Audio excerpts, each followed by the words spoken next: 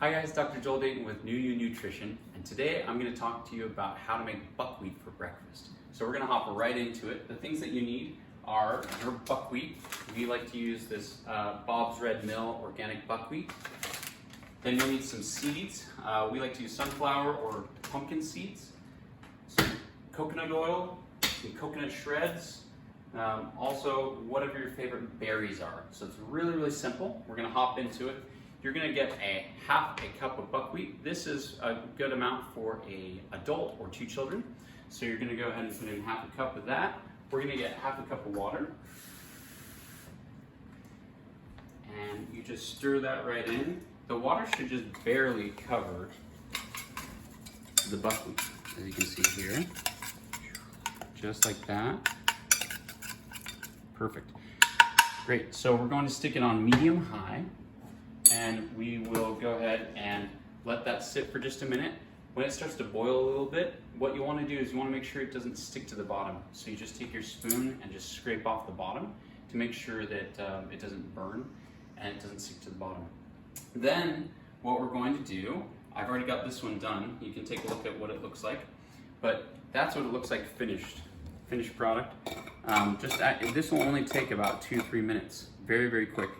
So you can go ahead and take your buckwheat. We're going to throw it straight into your bowl. You're going to add your coconut oil. I like to take a nice big fat tablespoon of coconut oil and just stick that right in and mix it up a little bit so it's nice and smooth. Then I add in my coconut shreds. And the nice thing about the coconut shreds, it's actually, if you put in too much coconut oil, it'll actually absorb your coconut oil. And so it'll dry it back out again. So you can't go wrong with this. It's never going to taste too slimy or too creamy if you put too much coconut oil in, because you can always put coconut shreds back in to kind of make it less so. So that looks about right.